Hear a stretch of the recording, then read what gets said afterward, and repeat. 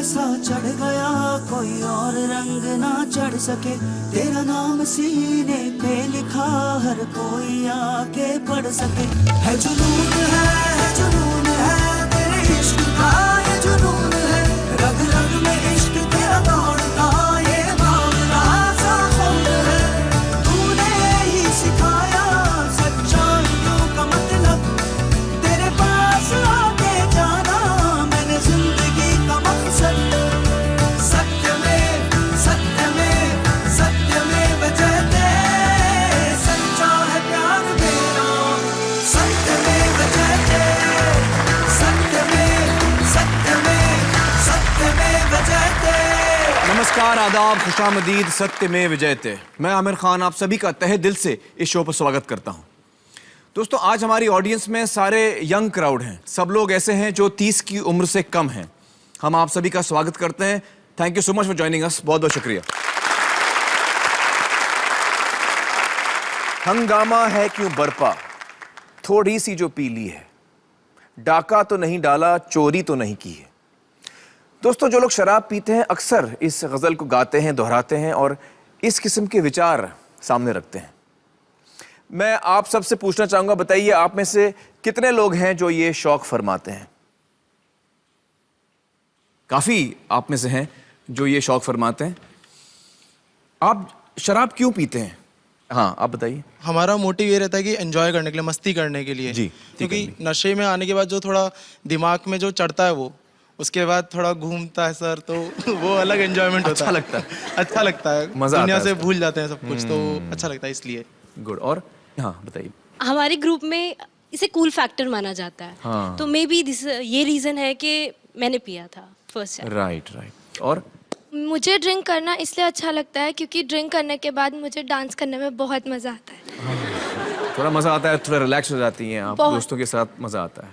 हाँ, आप बताइए। पार्टी जब रहता है तो बॉस बोलता है यार पी ले, दोस्त बोलते हैं पी ले, तो कभी कभी वो फैक्टर रहता है कि चल यार सबके साथ बैठे हैं, लोग पी रहे हैं तो तुम भी पी लो। तो कलीग्स का साथ देने के लिए भी कुछ का लोग साथ देने के लिए या बॉस को साथ रहने के लिए, बॉस का साथ देने के लिए, यस, शायद प्रमोशन मिल जाए उस चक्कर में।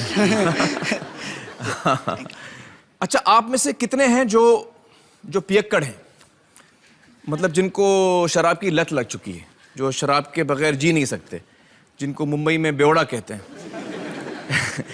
हिंदुस्तान में बहुत सारी जगह शराबी कहते हैं और अंग्रेजी में अल्कोहलिक कहते हैं।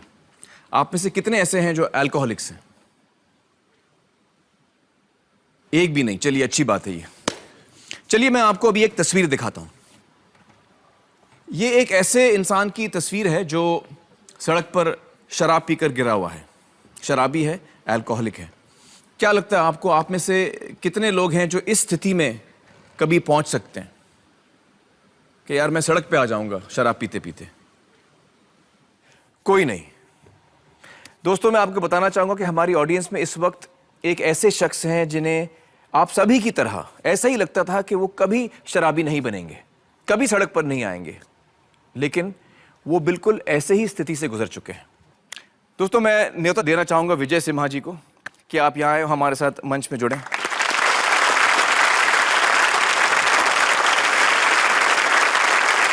दोस्तों, इससे पहले कि हम विजय जी से बातचीत शुरू करें, आइए थोड़ा बहुत उनके बारे में जान लेते हैं। विजय सिम्हा पत्रकारिता की दुनिया का एक जाना माना नाम। अपने राजनैतिक और आर्थिक विश्लेषणों के लिए काफी मशहूर हैं ये। इन्होंने देश के बड़े बड़े अखबारों के न्यूज रूम्स मैनेज करने की जिम्मेदारी निभाई है। रुतबा, शोहरत, पैसा, किसी चीज की कमी नहीं है। आज ये सोचना भी नामुमकिन लगता है कि आसमान की बुलंदी पे बैठे विजय सिम्हा किसी जमाने में सड़कों की खाक छानने को मजबूर हो गए थे। बहुत बहुत शुक्रिया हमारे साथ जुड़ने का विजय। मुझे बताइए कि आप इस वक्त कहाँ काम करते हैं? मैं इस वक्त जुड़ा हूँ तहलका छापने वाले कंपनी अनंत मीडिया प्राइवेट लिमिटेड के साथ। जी। और आपकी क्या पोस्ट है, क्या पोजीशन है तहलका? मैं वहाँ एग्जीक्यूटिव एडिटर हूँ फाइनेंशियल वर्ल्ड का। तो एक बहुत ही बड़ी पोस्ट पे हैं आप इस ऑर्गेनाइजेशन में। जी। जब हम ये आपके बारे में सुनते हैं कि आप ऐसी स्थिति से गुजरे थे, ये यकीन करना मुश्किल होता है। ये कैसे हुआ, इसके बारे में हमें बताइए। थोड़ा सा इसमें हम लोग को पीछे जाना होगा। जी जी। मुझे माना जाता था कि मैं सबसे होनहार लड़का हूँ और बहुत अरमान थे घर में, और मैं जो भी करता था बहुत अच्छा करता था। मेरे जितने दोस्त थे उनके माता पिता कहते थे इसके पास जाया करो, इससे पढ़ा करो, विजय जैसा बनो।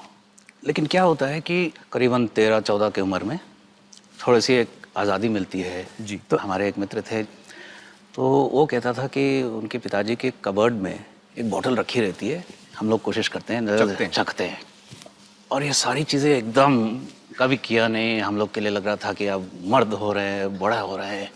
तो ढक्कन खोला उसने, भरा, पहले उसने गटका, फिर दूसरे दोस्त को दिया, फिर मुझे दिया, और जैसे ही अंदर गया एकदम मुझ में एक गर्मी पैदा हुई, रोंगटे खड़े होने लग गए, बहुत ही अच्छा लगा मुझे।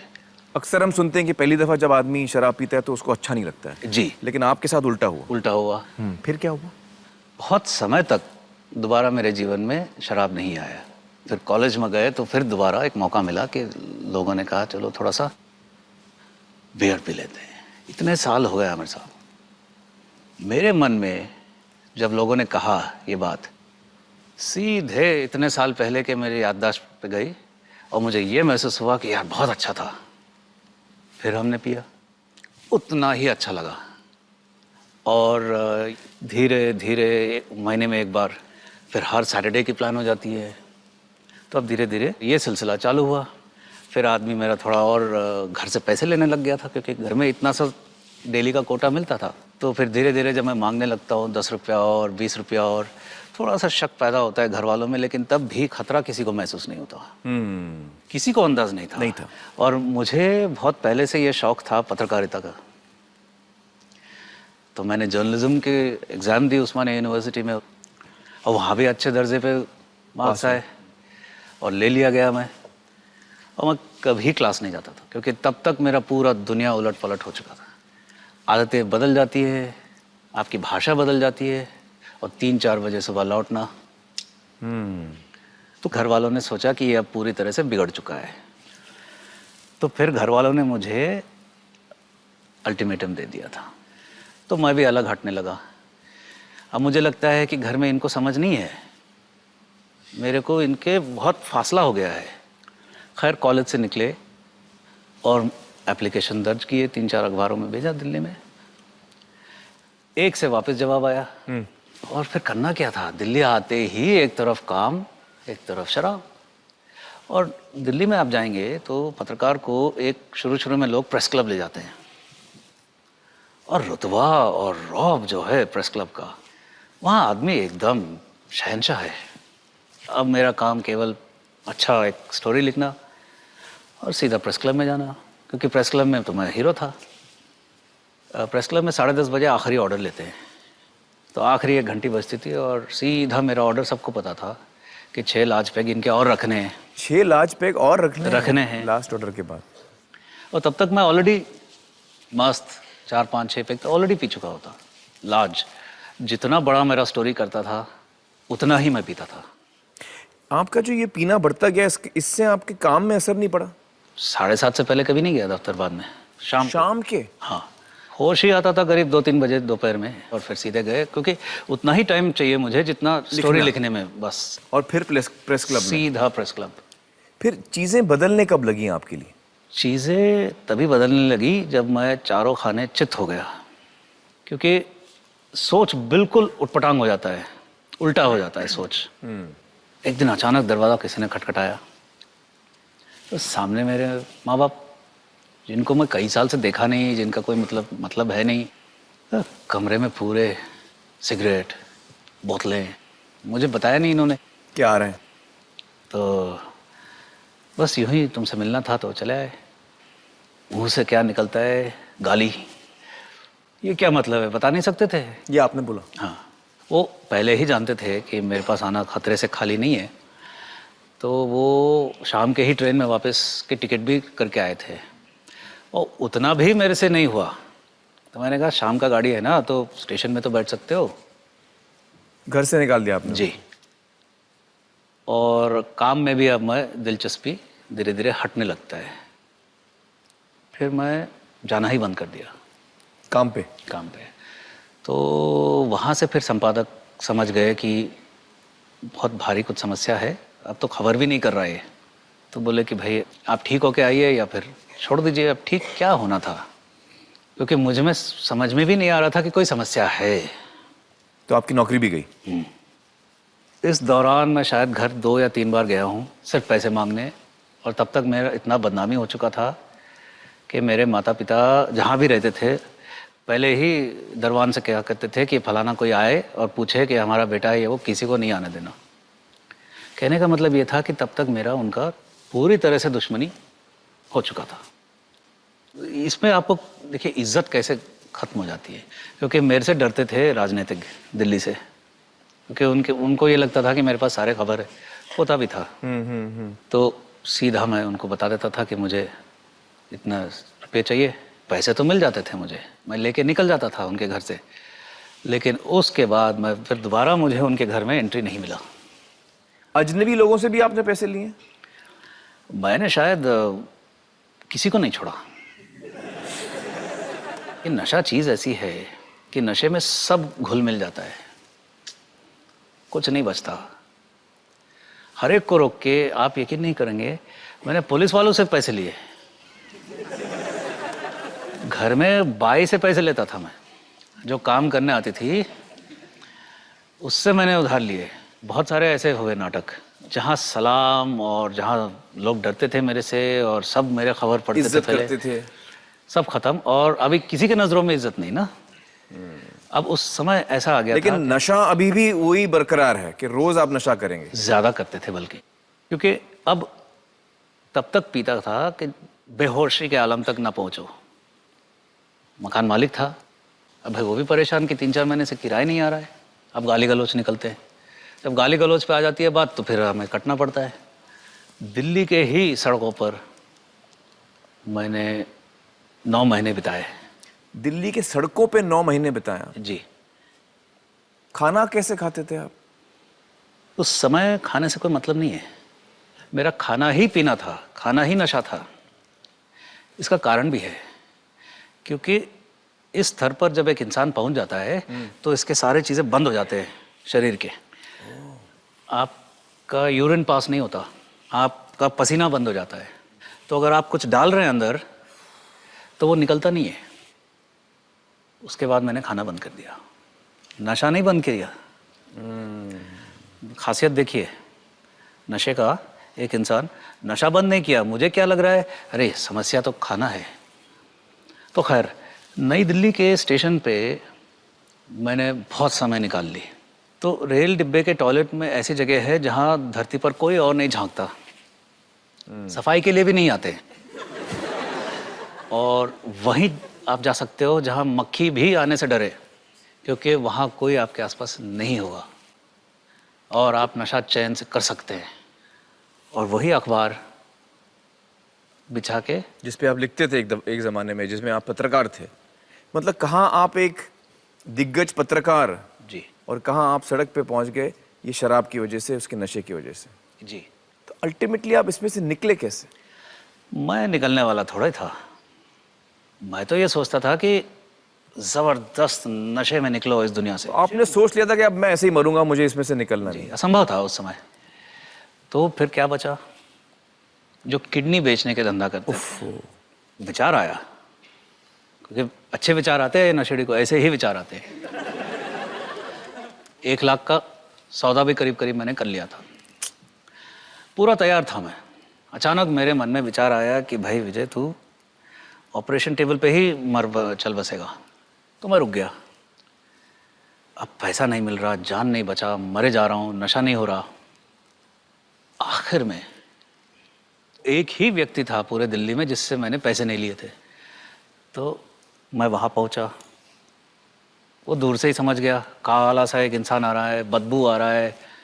तो उसने कहा कि विजय, मैं तुम्हें 10 रुपया भी नहीं दूंगा। फिर वो बड़े सारे फ़ोन करने लगा। पता लगा कि वो कहीं अपने दोस्तों को फ़ोन कर रहा है ये जानने के लिए कि एक नशा मुक्ति केंद्र कहाँ है जहाँ पे इसको रखा जा सकता है। भर्ती करवा दिया नशा मुक्ति केंद्र में। तो अब अगले सुबह से फिर पागलपन चालू, नशा चाहिए।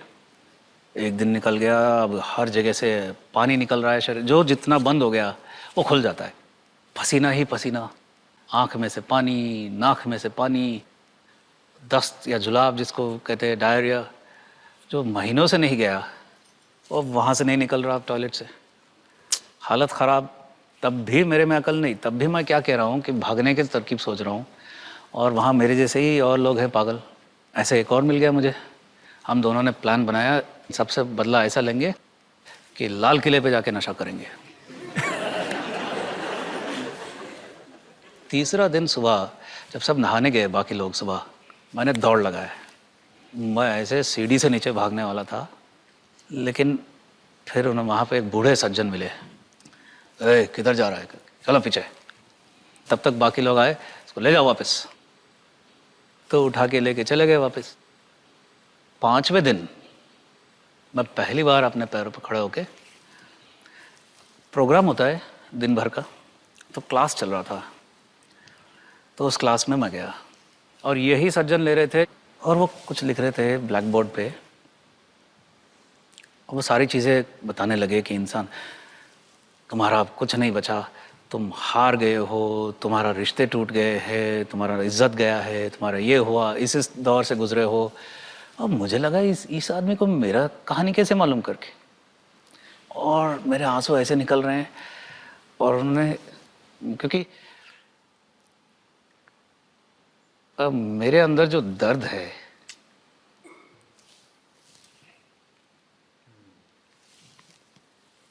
मतलब वो सारी चीजें जो कह रहे हैं वो आपको लग रहा है कि यार यही सारी मेरी सच्चाइयां हैं? जी, पहली बार जीवन में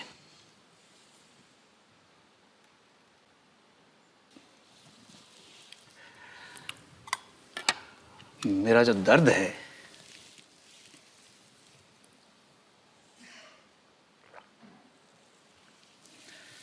वो कोई समझ पा रहा था। वो क्लास खत्म हुआ, मैं भागे भागे उनके पास गया। अरे how do you know about me करके। तो ये सेड, मैं तेरे बारे में नहीं बता रहा था, मैं शराबियत के बारे में बता रहा था, ये नशे के जो बीमारी है मैं उसके बारे में बता रहा था। अब मैं हैरान हो गया।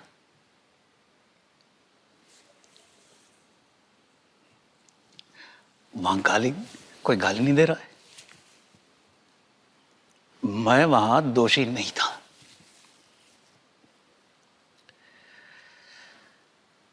और ये बहुत बड़ी बात थी। तो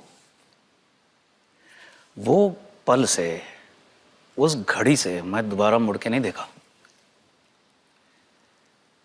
शराबी अगर दोबारा जिंदगी में आना चाहे तो शरीर तो फिर भी ठीक हो जाएगा धीरे धीरे। सबसे मुश्किल काम भूल सुधार, जिसको लेखा जोखा बोलते हैं, नैतिक लेखा जोखा लेना पड़ता है जीवन का।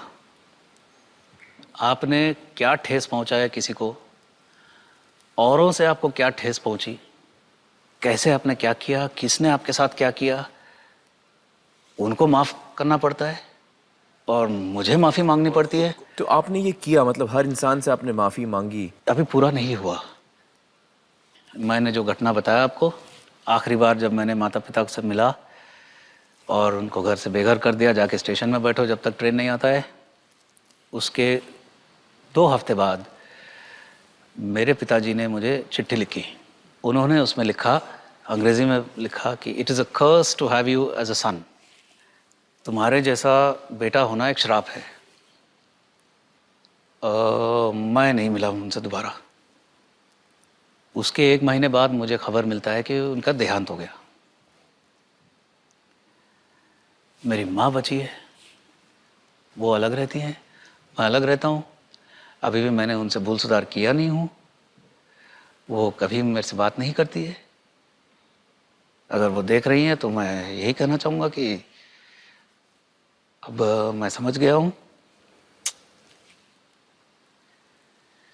तो ऐसे और बहुत है।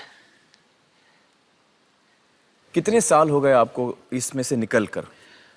10 साल। 10 साल हो गए आपको इसमें से निकल कर।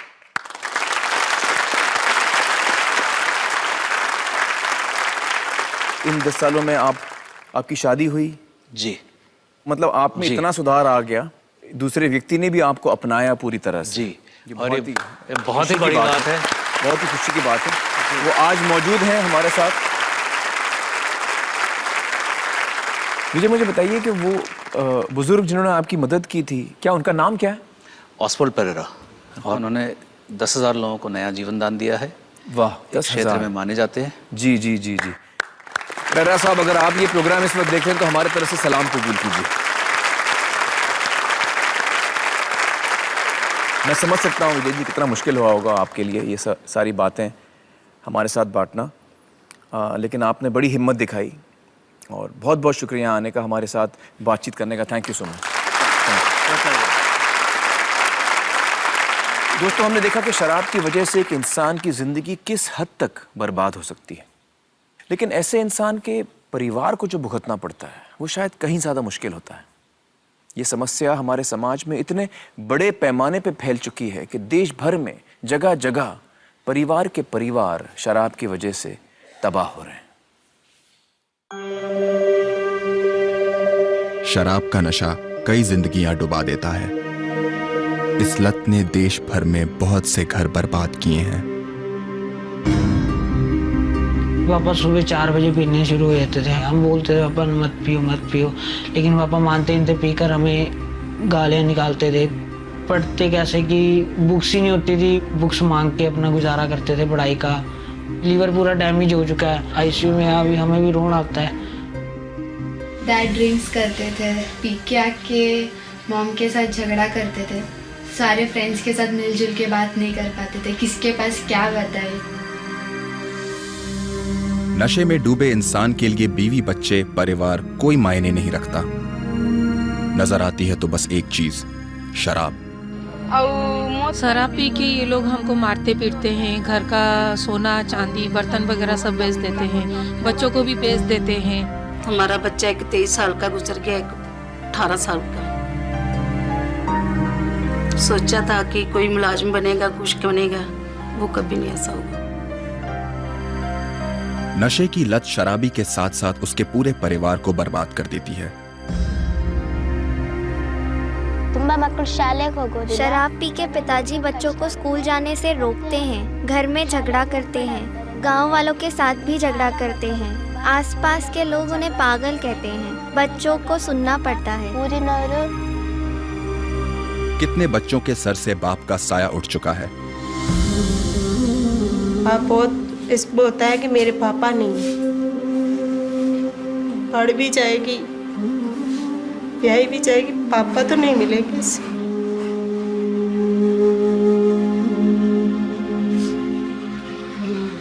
मेरे बच्चे पापा के लिए तरस जाएंगे। शराब की लत अनेक परिवारों को तबाह कर चुकी है। हर घर में माई दुखी है, बहनें दुखी हैं, भाई दुखी हैं, पिता दुखी हैं। ये सिर्फ एक गली, एक मोहल्ले, एक गांव या एक शहर की बात नहीं है।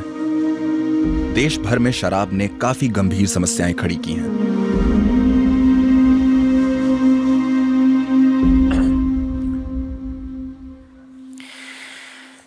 तो दोस्तों, वही शराब जिसके बारे में हमारी सोच ये थी कि पीकर मजा आता है, दिल हल्का हो जाता है, वही शराब एक जहर की तरह हमारे समाज को बर्बाद भी कर सकती है, एक पूरी नस्ल को तबाह कर सकती है। और ये तबाही कम नहीं हो रही है, बढ़ ही रही है। लेकिन दोस्तों, क्यों हम में से कुछ लोग ऐसे हैं जो इस लत की लपेट में इस तरह आ जाते हैं कि फिर हम निकल नहीं पाते? क्या वजह है इसकी? देखते हैं एक ब्रेक के बाद। वेलकम बैक दोस्तों, मेरे साथ मौजूद हैं डॉक्टर आशीष देशपांडे, जो साइकेट्रिस्ट हैं और शराब की लत के विषय में एक लंबे अरसे से काम कर रहे हैं। बहुत बहुत शुक्रिया हमारे साथ जुड़ने का डॉक्टर आशीष। मुझे बताइए कि ये कैसी आदत है शराब की जो जिसे हम छोड़ नहीं पाते, चाह कर भी ये आदत जो है ये हमसे छूट नहीं पाती? आमिर जी, पहली बात यह है कि ये एक बहुत गलत फहमी है कि ये आदत है। आदत जो होती है वो व्यक्तिनिष्ठ होती है, व्यक्ति के ऊपर निर्भर होती है। लेकिन ये आदत नहीं है, ये बीमारी है। अभी साइंस में ये पता चला है कि कुछ आनुवंशिक गुण होते हैं जो जीन्स में होते हैं, जिनकी वजह से ये बीमारी होती है। जैसे डायबिटीज की बीमारी, जी जी, डायबिटीज होता है कि भाई पहली दफा शक्कर खाने के बाद उसका इरादा नहीं होता है कि आगे चल के मुझे डायबिटीज बनना है। उसी तरह से कोई भी शराबी जब पहली दफा शराब पीता है वो सोचता नहीं आगे चल के मैं शराबी बनूं, लेकिन उसके शरीर में कुछ ऐसे धीरे धीरे कुछ बदलाव आने शुरू करते हैं जो उसे पता नहीं रहते। जब इंसान पहली दफा शराब पीता है तब उसके दिमाग में अल्कोहल के रिसेप्टर्स तैयार हो जाते हैं। अच्छा, अभी ये रिसेप्टर की संख्या हर एक शराब पीने की जो एक ओकेजन है उसके साथ बढ़ती जाती है, रिसेप्टर्स बढ़ते जाते। नॉर्मल इंसान में वो रिसेप्टर निकाल देने की प्रक्रिया भी होती है। अच्छा, लेकिन जो इंसान उसमें वो जेनेटिक कमी है उसमें ये रिसेप्टर लेने की प्रक्रिया जो है वो लिथार्जिक होती है, धीमी होती है, कम होती है। उसके वजह से उसके दिमाग में ये रिसेप्टर की संख्या बढ़ती जाती है। और ये रिसेप्टर की संख्या जब बढ़ती जाती है तो उनकी यूनियन हो जाती है। वो कहते हैं कि भाई हमें शराब चाहिए, किसी भी हालत में हमारी मांगे पूरी करो। दिवाली आई है, बोनस चाहिए। और बोनस क्या होता है? बोनस शराब, सिर्फ शराब। तो कुछ भी, आपकी सेहत कैसी है, आपकी फाइनेंशियल स्टेटस कैसी है, उससे कोई फर्क आपके नहीं घर में कोई बीमार है, ये सब कुछ अलग हो जाता है। और मुझे समझ में आता है कि मुझे सिर्फ अभी मेरी डिमांड पूरी करनी है। और ये बीमारी मुझे हो रही है, ये आदमी को पता नहीं चलता। ना कोई लैबोरेटरी टेस्ट है जिसकी वजह से हम लोग पता कर सके कि भाई इस इंसान को बीमारी होने की गुंजाइश ज्यादा है। तो फिर कैसे पता चलेगा कि मैं मुझ में वो कैफियत है कि मैं शराबी बन सकता हूँ या अल्कोहलिक बन सकता हूँ या इस वक्त हूँ? जो भी इंसान समझने की कोशिश करता है तो उसे ये सवाल पूछने चाहिए। पहला सवाल ये है कि भाई आपके आजू बाजू में जो लोग रहते हैं, आपके सगे वाले दोस्त हैं, क्या किसी ने आपको आपकी शराब ज्यादा हो रही है, आपको कम करने की जरूरत है, ऐसे कभी बोला है? पहला सवाल। अच्छा। दूसरा सवाल, जब आपके सगे वाले आपको कहते हैं कि आपको शराब कम करना जरूरी है, तब आपको गुस्सा आ जाता है, यार मैं अपने पैसे की कमाई की पीता हूं, तुम्हें क्या फर्क पड़ता है? तीसरी बात यह है कि शराब पीने के बाद ऐसे लगता है यार ज्यादा पी ली, लगता है यार नहीं पीता तो बेहतर होता। बराबर, गिल्टी फील हो जाता है। और चौथा सवाल होता है कि भाई कभी आपको दिन शुरू करने के लिए शराब की जरूरत लगी, आप सुबह उठ गए लेकिन हाथ पांव कांप रहे, कंसंट्रेशन नहीं कर पा रहे, शराब पी, अच्छा लगा, दिन शुरू हो गया। तो अगर ये सवालों के जवाब हाँ है तो भाई आपका शराब पीना जो है वो थोड़ा खतरे से खाली नहीं है। बराबर। तो डॉक्टर आशीष, अगर ये बीमारी है तो इसका मतलब ये कि मैं फिर इसके लिए जिम्मेदार नहीं हूं? अगर नहीं, ऐसे नहीं है। देखो किसी भी बीमारी में अगर बीमारी है, ये मुझे समझ में आने के बाद इलाज तो मुझे ही करवाना पड़ता है। बिल्कुल। तो बीमारी है इसका मतलब ये नहीं कि मेरी जिम्मेदारी खत्म हो गई। हाँ, मैं बीमार हूं, मैं क्या करूं? अभी मेरी जिम्मेदारी शुरू हो गई। अगर मुझे बीमारी है तो मुझे इलाज भी करना है। अगर ऐसा है तो इसका इलाज क्या है? अल्कोहलिज्म में प्रॉब्लम यह है कि रुकाना प्रॉब्लम नहीं है, रुके रहना प्रॉब्लम है। और ये रुके रहने के लिए अल्कोहलिक्स एनोनिमस, ये एक संस्था है। अच्छा।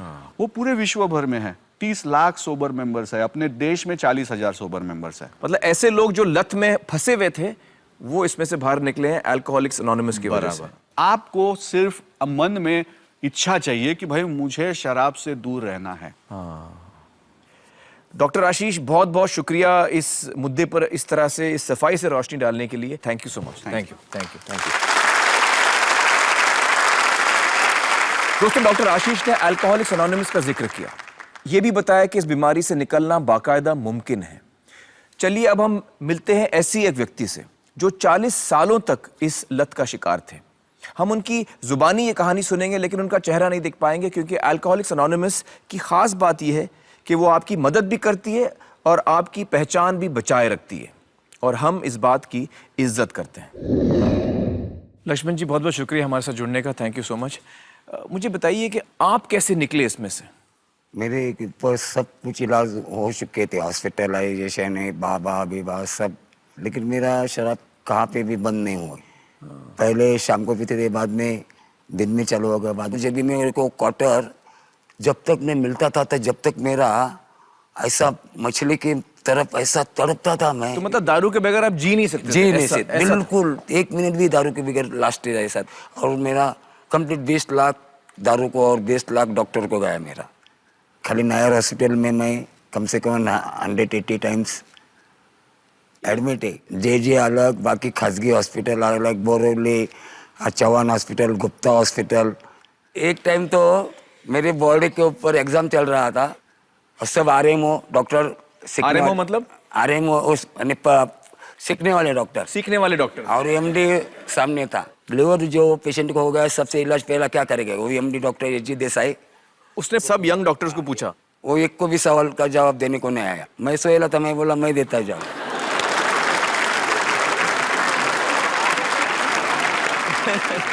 वो दारू के ऊपर, लिवर के ऊपर कौन सा दवा है, क्या उसे बैरल गन इंजेक्शन, आलो ड्रग्स, वो सब मेरे को मालूम हो गया था। आप एक्सपर्ट हो गए थे? हाँ, एक्सपर्ट। डॉक्टर को मैं बोलता था ये लगाओ या इंजेक्शन लगाओ, ये डॉक्टर। भगवान को पहले से मानता था, दारू पीता था, जब भी 2-2 घंटा पूजा करता था, आज भी करता है। तो गोकुल अष्टमी था। अच्छा।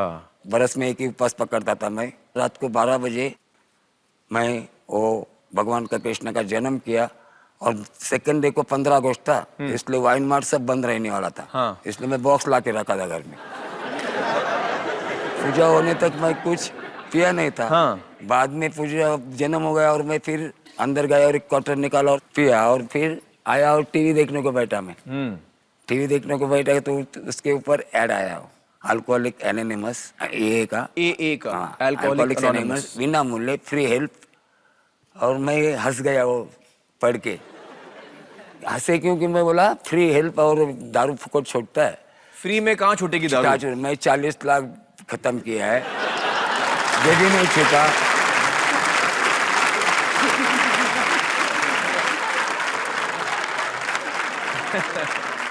फिर मैं क्या, उसके ऊपर खाली फोन नंबर था एक ए मेंबर का। अभी वो फोन नंबर मैं लिया, उसमें से एक नंबर गलत लिखा गया मेरे से। मैं पेला था ना। हाँ। टीके और वो फोन घुमाया। मैं इधर से बोला ऐसा कुछ दवा है क्या, कल मैं आने के बाद मेरे को दवा देने के बाद मैं इमीडिएट दारू बंद होएगा। उसने उधर से शुरू किया, अरे क्या पागल है क्या, हमारा क्या दारू का अड्डा है क्या ये, तुम क्या पागल समझता, कौन है तुम, किधर से बात करते हैं। अरे मैं बोला तो गलत नंबर, रॉन्ग नंबर। बोला भगवान, दारू छोड़ने का नंबर दिया वो भी गलत दिया, कैसा है तू। मैं और एक क्वार्टर पिया, वापस टीवी देखने को बैठा। वो नंबर आया फिर 10-15 मिनट के बाद। अच्छा, दोबारा आया? दोबारा आया। हाँ। फिर वो क्लियर कट नंबर लिखा और फोन घुमाया और बात करने लगा। तो ऐसा तो बोला हाँ है। तो जब औरत ने वो फोन सुना मेरा बात, एक किसके साथ बात करता है दारू छोड़ने का, तो उसने हाथ में से फोन लिया मेरा मैसेज बोला उसको, तुम खुद ही उनका आ जाओ इधर, वो आने वाला नहीं है उधर तुम्हारे मीटिंग में। तुम इधर आओ, वो नहीं आएगा, वो नहीं आने वाला है। अब इस कल दूसरे दिन मैं सुबह उठा 7 बजे, वो ए मेंबर आ गया। फिर वो मेरे को उधर मीटिंग में लेके गया, मैं पेला था। फिर उधर वो मीटिंग करने के बाद उधर का ए मेंबर मेरे को क्या बोले, लक्ष्मण भाई कल तुम बगैर पीते मीटिंग करो। मैं बोला अरे बगैर पी के कैसा करेगा मैं मीटिंग, दारू नहीं पिएगा तो मैं जिंदा नहीं रहेगा, और जिंदा नहीं रहेगा तो तुम्हारा मीटिंग कौन करेगा। वो बोला नहीं तुम कल देखो तो सही, ट्राई करो। हाँ ट्राई करो। मैं बोला अभी कितना तकलीफ होता है ना मेरे को, होने दो, ठीक है कल से नहीं पीने का। 15 दिन बहुत तकलीफ निकाला और 15 दिन के बाद थोड़ा थोड़ा समझने लगा। और बाहर की दुनिया में मेरा जीरो कीमत हो गया था, मेरे को कोई खड़ा नहीं करता था, मेरा फैमिली नहीं, मेरा दोस्त लोग नहीं, समाज नहीं, सबने ठुकराया था। लेकिन इधर ये में जाने की, मीटिंग में जाने के बाद ये मेंबर जो आए, उसने गले में हाथ रखे, तू भी हमारा भाई है, तू शराबी नहीं है, तू एक बीमार आदमी है, डरना नहीं, सब अच्छा होएगा। वो मेरे को हिम्मत दिया, हम आशा मिला। तो सामने जो शेयरिंग करता था, जो आदमी अपनी अनुभव बताता था, तो मेरे को ऐसा लगता है वो मेरा अनुभव बता रहा है। इतना डिटेल्स, रात को किधर पिया, कितना पिया, कैसा पिया, मैं किसको टोपी लगाया, मैं कई दारू के लिए क्या क्या चोरी किया, मेरा औरत गया, मेरा नौकरी गया, सब जानने को देता है आदमी, लेकिन दारू नहीं छोड़ देने को देता है, दारू को पकड़ के ही रखता है। डॉक्टर ने भी हार मानी है उसके आगे। डॉक्टर बोलते हम बेवड़े के अंदर पेट की दारू निकाल सकते हैं, दिमाग की नहीं। और ये फेलोशिप में दिमाग की दारू निकाली जाती है। कितने साल हो गए आपको अभी दारू छोड़े हुए? अभी मेरे को 14 साल हो गए। 14 साल हो गए दारू छोड़े हुए, क्या बात। और 14 साल में मैं जो आनंद मेरे को मिलना मिलता है जिंदगी का, वो जो पहले 50 बरस में नहीं मिला, वो अब मिल रहा है। जो लड़की मेरे को बोलती थी पापा मेरे को स्कूल में छोड़ने को नहीं आने का कभी, और अभी वही लड़की बोलती पापा तुम मेरे को आने का, उसका जब भी प्राइज मिला स्कूल में तो फोटो निकालने के लिए मैं था सामने। क्या बात। दोस्तों, अल्कोहलिक्स एनोनिमस के बारे में हम आपको जानकारी देना चाहेंगे। इस वक्त उनका फोन नंबर और एसएमएस नंबर आपके स्क्रीन पर है। अगर आप उनको एसएमएस भेजना चाहते हैं तो आप अपने मोबाइल फोन पर कैपिटल AAAA यानी कि अंग्रेजी का बड़ा ए 4 दफा टाइप कीजिए, एक स्पेस छोड़िए और फिर अपना नाम और पता लिखकर उन्हें टेक्स्ट मैसेज भेज दीजिए, या आप उनको फोन करके सीधे संपर्क भी कर सकते हैं। देश भर में अल्कोहलिक्स एनोनिमस के बहुत सारे केंद्र हैं और जैसा लक्ष्मी जी ने हमें बताया कि ये सुविधा हमें फ्री में मिलती है, यानी कि मुफ्त में मिलती है। एक बात और, अल्कोहलिक्स एनोनिमस आपकी पहचान हमेशा गुप्त रखती है। हम चाहेंगे कि जिन जिन को इस लत से छुटकारा पाने में मदद चाहिए वो इस सुविधा का पूरा लाभ उठाएं। लक्ष्मण जी, बहुत बहुत शुक्रिया हमारे साथ बातचीत करने का। बहुत बहुत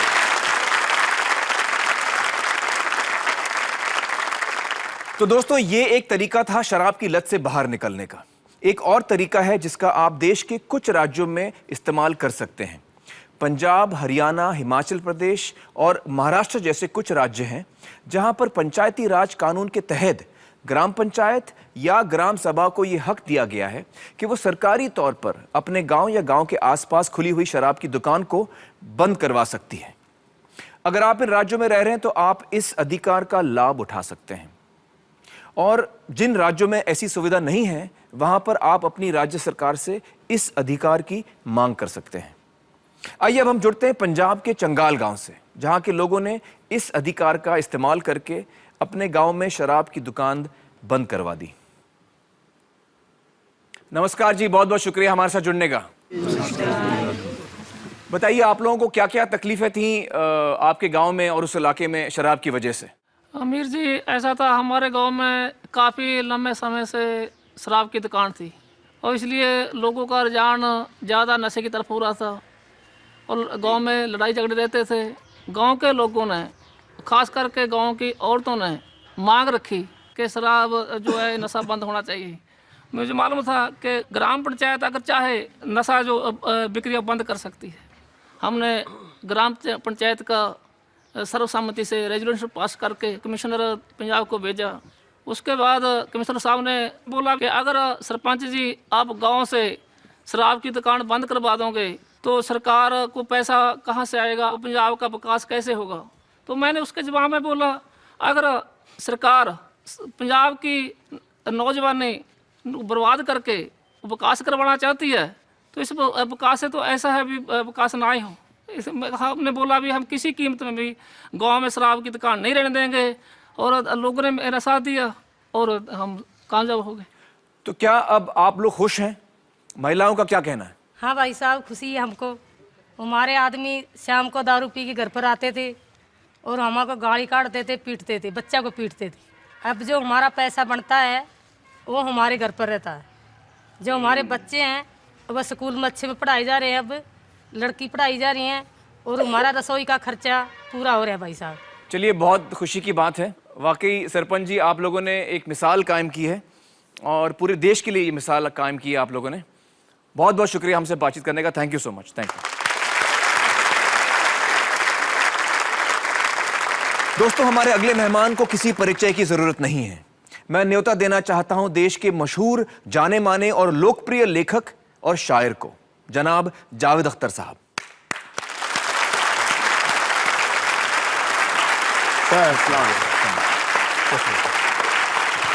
थैंक यू जावेद साहब, बहुत बहुत शुक्रिया यहाँ आने का। शायद बहुत कम लोग इसके बारे में जानते होंगे कि एक वक्त आपने भी शराब के साथ खूब एक लड़ाई लड़ी है। तो मुझे बताइए कि आपका रिलेशनशिप क्या रहा शराब के साथ? मैंने शायद अपनी ज़िंदगी में एक 26-27 साल शराब पी। मैंने बहुत यंग एज में शुरू की थी। जब मैं बॉम्बे आया आफ्टर माय ग्रेजुएशन जी, तो मेरी उम्र 19 साल थी जी। तो मैंने शुरू कर दी अपने दोस्तों के साथ। फिल्म इंडस्ट्री में अप्रेंटिस था, असिस्टेंट डायरेक्टर था और धीरे धीरे वही आदत बढ़ती गई। पहले तो पैसे नहीं होते थे, फिर जब काम मिला तो पैसे भी हो गए, तो फिर ज़्यादा पीने लगे। जी जी। एक ज़माना था, मैं समझता हूँ आखिर के 11-12 साल ऐसे थे कि मैंने शायद रोज़ 1 बॉटल रात को शराब पी। वजह क्या है, लोग क्यों पीते हैं? जी। एक्चुअली क्या है कि शराब का मुझे ऐसा लगता है ग्लैमर है। यंग लोगों में कुछ ऐसा लगता है कि अगर हम शराब पी रहे हैं तो हम बड़े हो गए, एडल्ट हो गए। ये काम तो एडल्ट करते हैं ना। फिर हम जो हमारे यंग एज थी उसमें जो फिल्में होती थी उसमें हीरो शराब पी के गाना गाता था और गाना बड़ा अच्छा ही हुआ करता था। लेकिन शराब ऐसी नहीं होती जैसी फिल्मों में दिखाई देती थी या अब भी दिखाई देती है कभी कभी। हीरो तो शराब पी के बड़े अच्छे डायलॉग बोलता है और बड़ा ग्लैमरस लगता है, लेकिन असल ज़िंदगी में जो लोग शराब पीते हैं और ड्रंक होते हैं वो 3 तरह की चीज़ लग सकते हैं, या तो घिनौने, या गधे, या दोनों। कोई भी ड्रंक आदमी जो है या तो बहुत ही गधा लगता है, इसलिए कोई बात को रिपीट कर रहा होता है, या घिनौने लगता है, उसकी राल बह रही है, बात कर नहीं पा रहा, चल नहीं पा रहा, ऊट-पटांग चीजें कर रहा है, सूरत सूजी हुई दिख रही है। इसमें कोई ग्लैमर नहीं है। यंगस्टर्स को जावेद साहब ये बता रहे हैं। तो ये जो आदत है ये कब डेवलप होती है आपको पता नहीं लगता। ये एक हर चीज़ की एक टेंडेंसी है। अब मसलन आप दूध पीना शुरू करें, रोज़ भाई आज से मैं दूध पीऊँगा, तो ऐसा नहीं होगा कि आप 4 साल बाद मिलेंगे 11 गिलास दूध पीते हुए। नहीं, ऐसा नहीं होगा। जितना पीते रहेंगे ज़िंदगी भर। ये शराब में टेंडेंसी है कि ये बढ़ती जाती है। तब फिर छुड़ाना मुश्किल। मैं आपको ये गारंटी, मेरी तो समझ नहीं आता, अक्सर लोग, माफ़ किए थोड़ी मॉडर्स बात कर रहा हूँ, मुझे कहते हैं आप बड़े इंटेलिजेंट हैं, बड़े समझदार हैं और हम आपसे राय इसलिए लेने आए। मैं सोचता हूँ कि मैं अगर वाकई इंटेलिजेंट हूँ और समझदार हूँ तो मुझे 27 साल क्यों लगे समझने में कि ये क्या बेवकूफ़ी का काम मैं कर रहा हूँ। मैंने अपनी एडल्ट लाइफ में कोई गलती बिना शराब पिए नहीं की, और वो का दिन और आज का दिन 21 साल हो गए हैं, मैंने कभी छुआ तक नहीं।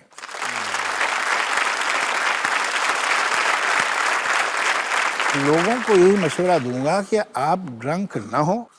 ड्रंक इसलिए नहीं हो कि ये एक बेवकूफ़ी का, बदसूरत, घिनाना और घटिया काम है। देखो, बुरा होना तो फिर भी ठीक है, मगर तो बेवकूफ़ होना यार बहुत खराब है। जावेद साहब बहुत बहुत शुक्रिया आने का, हमसे बातचीत करने का। Thank you so much.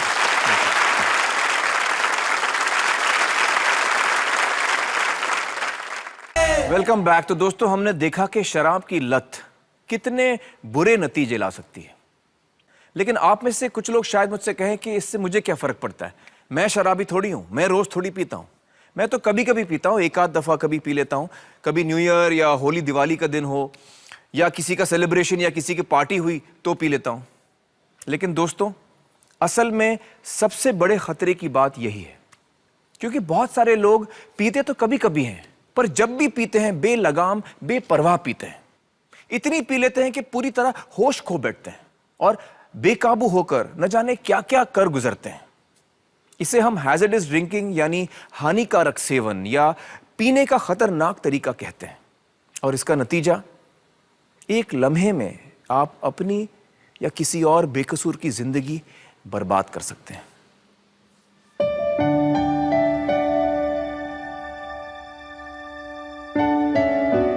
करण आनंद, मां का लाडला और पापा का सबसे प्यारा दोस्त। खेल कूद में रुचि रखने वाला करण पढ़ाई में भी अव्वल था। 15 साल की उम्र में करण अपने परिवार और दोस्तों से हमेशा के लिए दूर हो गया। हंसते खिलखिलाते घर में करण के जाने से एक सन्नाटा सा छा गया। करण की जिंदगी से जुड़े हर शख्स को करण की कमी हमेशा खलेगी। वो अपने दोस्तों के लिए कुछ भी कर सकता था। For him, his friends and his family meant the world to him. दोस्तों ने अपना प्यारा साथी और माँ बाप ने अपना इकलौता बेटा खो दिया।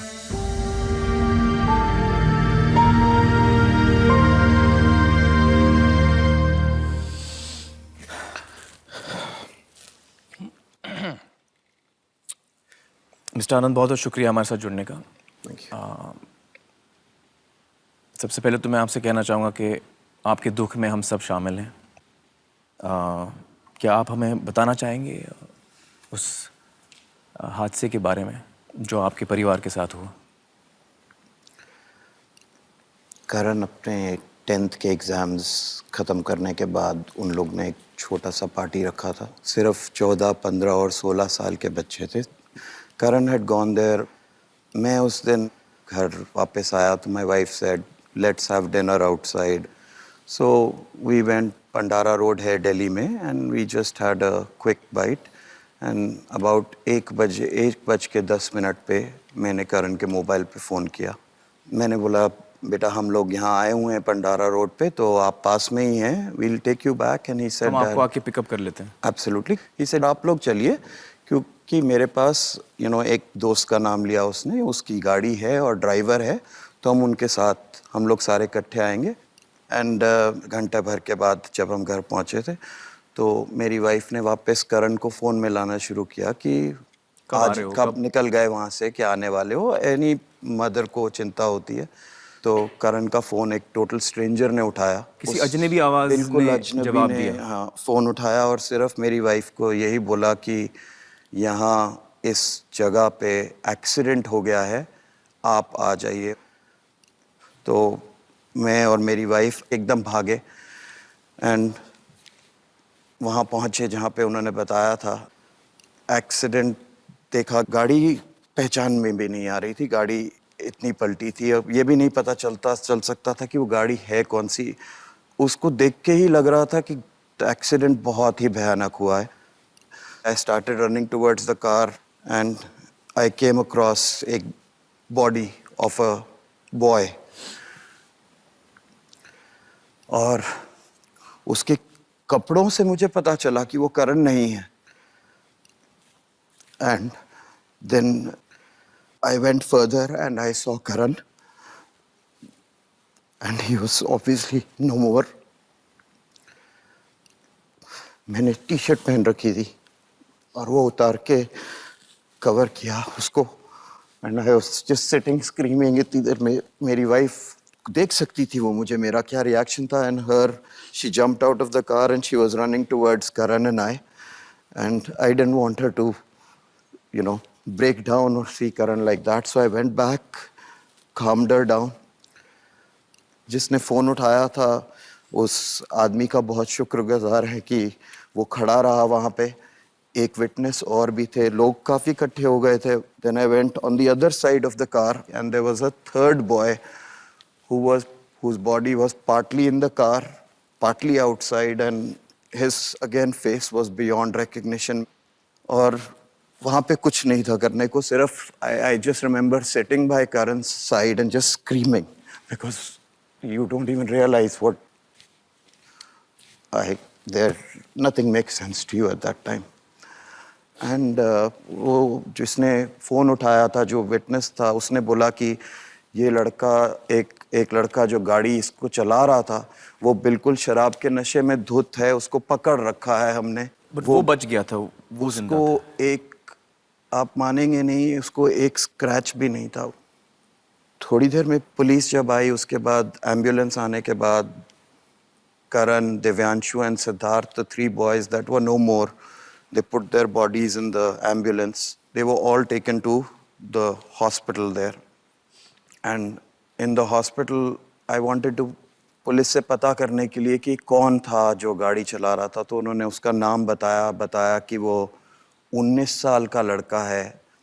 तो आई सेड ये होश में क्यों नहीं है, क्योंकि मैं बात करना चाहता हूँ। तो डॉक्टर ने मुझे बोला था वो नशे में धुत है, वो बात नहीं कर पाएगा, नशे में। डॉक्टर ने ना उसका मेडिकल टेस्ट में उसका ब्लड टेस्ट नहीं लिया गया, उसका यूरिन टेस्ट नहीं लिया गया, which are both requirements by law that is supposed to be done. पेशाब है और खून है, वो टेस्ट करना चाहिए था, लेकिन उन्होंने नहीं किया। लिए जाते हैं। जी, नहीं किया उन्होंने।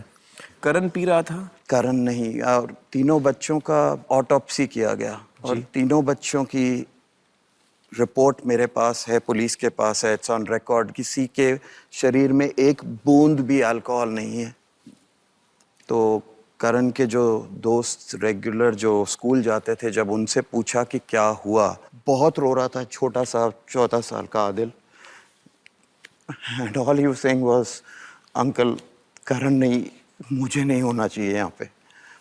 एंड आई आस्क्ड हिम, वैसे बेटा क्यों बोल रहे हो ये ऐसा? तब उसने बताया आदिल ने कि दिव्यांशु और सिद्धार्थ बाहर गाड़ी में बैठे थे, एसी चलाकर गाड़ी चल रही थी। हाँ। क्योंकि वो डांस फ्लोर में होते हैं तो इट गेट्स, पसीना बहुत आता है। ही सेड, अंकल मैं बैठा था सिद्धार्थ के साथ और सिद्धार्थ ने मेरे को बोला, आदिल तुम नीचे से करण को बुला दो। ही सेड, अंकल मैं गाड़ी से बाहर निकला, Karan was on the dance floor. I told him, Siddharth तुमको बाहर बुला रहा है। एंड ही सेड, मैं वॉशरूम चला गया और करण बाहर आ गया। जितनी देर में आदिल वॉशरूम से होकर बाहर आया, ही सेड, अंकल वहाँ गाड़ी नहीं थी। और जब उसने पूछा तो उसने को बाहर ड्राइवर वगैरह खड़े रहते हैं गाड़ियों के पास, उन्होंने बताया कि एक लड़का गाड़ी में बैठ के गाड़ी चला के ले गया। और जिसकी गाड़ी थी उसने बताया कि वो लड़का गाड़ी इसलिए चला के ले गया था क्योंकि जिसकी गाड़ी थी उसने उसको थप्पड़ मारा था, तो वो सिर्फ ही wanted to get even with him. तो इन तीनों का तो कुछ लेना देना ही नहीं था इस चीज के साथ। Nothing at all. ये हादसा नहीं है, क्योंकि जब शराब पी के आप गाड़ी के पीछे बैठते हैं तो that car is a weapon in your hands. तो वो एक्सीडेंट नहीं होता। शराब पी के आप गाड़ी के सामने नहीं बैठ सकते। अगर आपने ये किया है तो ये बहुत बड़ा जुर्म किया है आपने। बट हमारा लॉ उसको वैसे नहीं देखता है। उसी रात को जिस दिन एक्सीडेंट हुआ था, सुबह 7 बजे इस लड़के को बेल हो गई थी, छूट गया था ये। और आई थिंक हमारे लॉ को ये देखना है कि ये मर्डर का दर्जा दिया जाए, क्योंकि इंडिया में अगर स्टेटिस्टिकली देखेंगे 98% जो लोग एक्सीडेंट में लोगों को मौत के घाट उतार देते हैं, 98% तो एक भी दिन जेल नहीं जाते हैं। जब तक इसमें टफ कानून मजबूत आए और पुलिस अपना काम अच्छे से नहीं करेगी और डर नहीं होगा कि it is the fear of getting caught that probably becomes a deterrent. कानून तो सख्त से सख्त होना ही चाहिए, कार्रवाई भी सख्त से सख्त होनी चाहिए, लेकिन सबसे अहम बात यह है कि हर नौजवान या हर इंसान जब गाड़ी चलाने के लिए बैठता है तो वो ये सोचे कि अगर वो शराब के नशे में है तो सिर्फ वो पुलिस से डर के गाड़ी ना चलाए इतना काफ़ी नहीं है, बल्कि वो ये समझे कि पुलिस तो मुझे शायद पकड़े ना पकड़े, लेकिन मैं किसी की जान से खिलवाड़ कर रहा हूँ, मैं किसी की परिवार, किसी के जज्बातों के साथ खिलवाड़ कर रहा हूँ, और ये चीज़ करने का मुझे कोई हक नहीं है। और दूसरा ये कि अगर आपको कोई दोस्त ऐसा कर रहा है, एक तो आप उसे रोकेंगे, उसको आप गाड़ी नहीं चलाने देंगे। कभी कभी ऐसा होता है कि आप रोक नहीं पाते उसको, वो आपकी नहीं सुनता, लाख समझाने पर भी आपकी नहीं सुनता, तो आप उस गाड़ी से कम उतर जाएंगे। तीसरी चीज़ देखिए, कभी कभी आपका हम उम्र शायद ना हो, शायद वो आदमी जो गाड़ी चला रहा है वो आपका सीनियर हो, आपके दोस्त का पिता हो, तब भी आप उस झिझक में नहीं आएंगे। आप उनसे कहेंगे, अंकल मुझे माफ़ कीजिएगा, मैं गाड़ी से उतर रहा हूँ, आपने शराब पी है और मेरी आपसे इल्तिजा है कि आप भी ना चलाएं। ये 3 चीज़ें सारे नौजवानों को मैं ये कहना चाहूँगा। आनंद जी, मुझे पता है आपको कितना मुश्किल हुआ होगा ये सारी चीज़ें हमारे साथ। बेटे को खोने का दुख से बड़ा और कोई दुख नहीं होता, बच्चे को खोने का दुख से बड़ा कोई दुख नहीं होता। बहुत बहुत शुक्रिया यहाँ आके बातचीत करने का, और आपकी आप बीती आज आप आएँ और हमसे बाँटें, पूरे देश से बाँटें, ताकि ये जो करण के साथ हुआ है ये और बच्चों के साथ ना हो।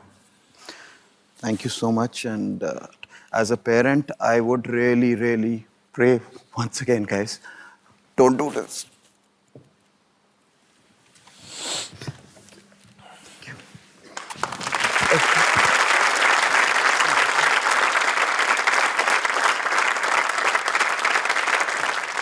वेलकम बैक दोस्तों। अब हम बात करेंगे डॉक्टर विवेक बेनिगल से, जो national institute of mental health and neuro sciences के साथ जुड़े हुए हैं और हैजर्डस ड्रिंकिंग के बारे में, यानी कि हानिकारक सेवन के बारे में बहुत रिसर्च कर चुके हैं।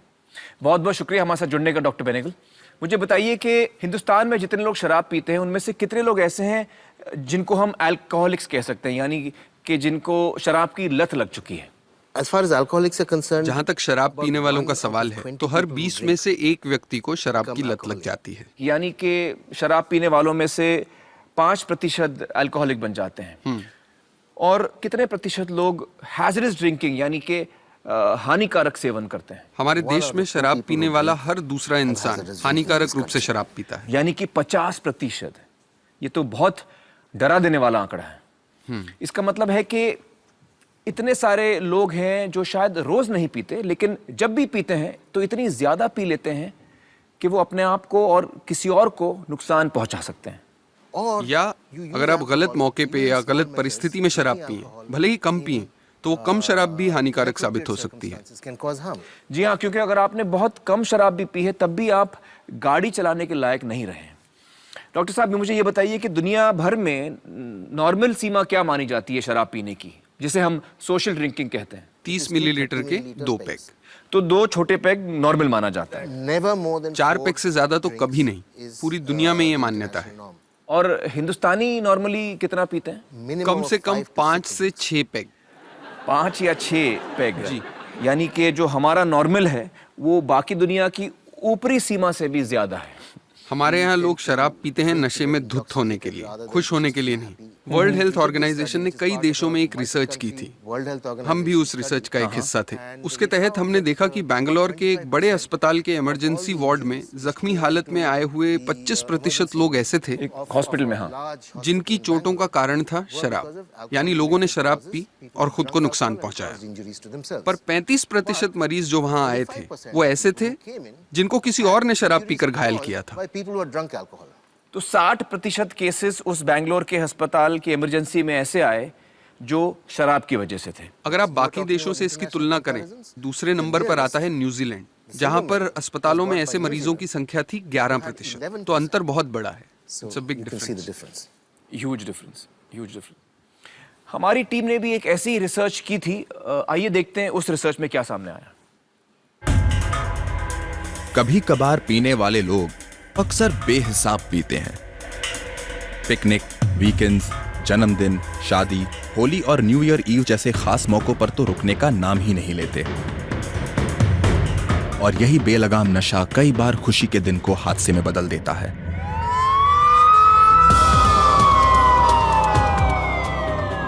देश के कई अस्पतालों में हमारी टीम ने दौरा किया और हर जगह हमें शराब से मची तबाही नजर आई।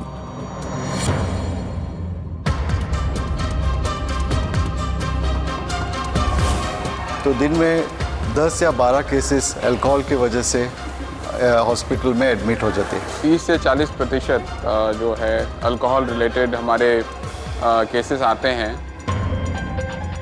शराब का नशा सिर्फ पीने वाले को ही नहीं, कई बेगुनाह लोगों को भी अपना शिकार बनाता है।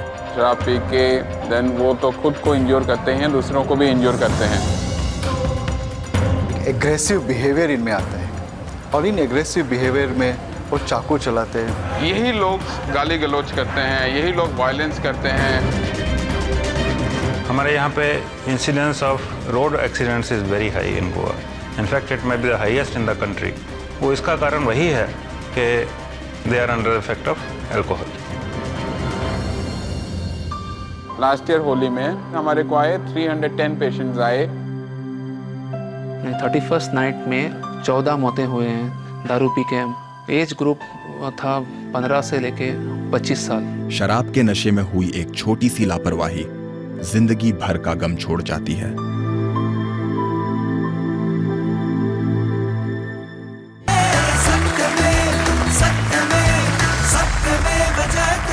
वेलकम बैक दोस्तों। आज का हमारा सवाल है कि क्या शराब पीकर गाड़ी चलाने वालों के खिलाफ सख्त कानून बनने चाहिए और क्या उनके खिलाफ सख्त से सख्त कार्रवाई होनी चाहिए?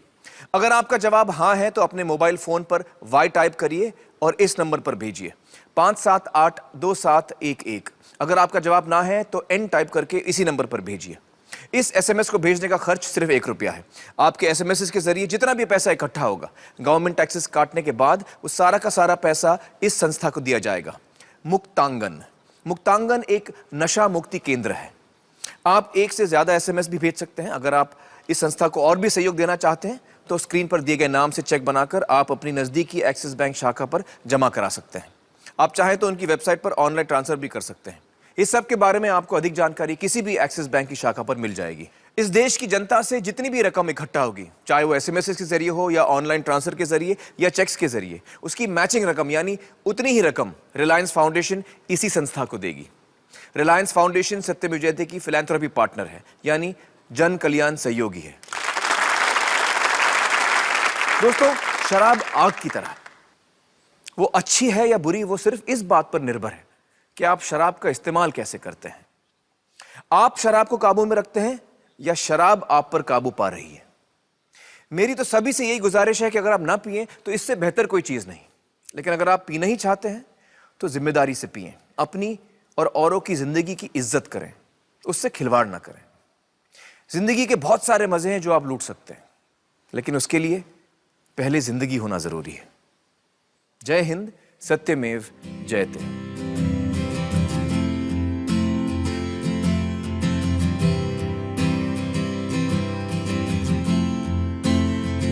है जिंदगी तू ही बता, खोया है जो पाऊं कहाँ, हर भूल को माफी मिले, रूठे पलों को मैं लाऊं मना।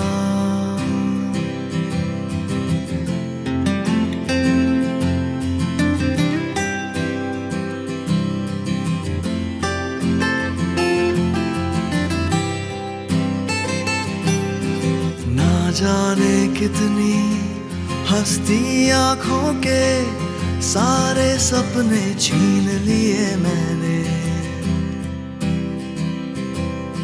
साए हैं छीने कितने सरों से और कितने घर फूंक दिए मैंने, ना जाने कितने रिश्तों की डोर मैं काट के आया हूँ। इतनी बातें भूलूं मैं कैसे, कैसे मैं खुद को अपनाऊं।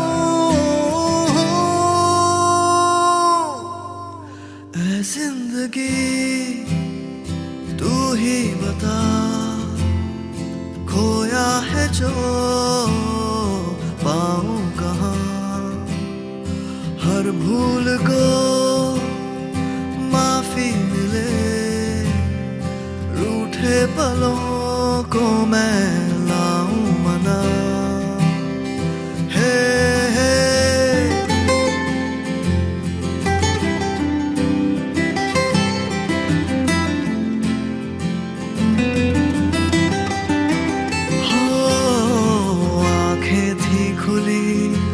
मालूम था सब कुछ होते देख रहा था मैं, फिर भी ना कुछ भी रोका मैंने, जाने किस लहर बहा था मैं। काश ये सब एक ख्वाब ही हो, आँख खुले तो सब ठीक मिले, बोझ ये मन के जाए उतर, दिल ये मेरा फिर से खिले। ऐ जिंदगी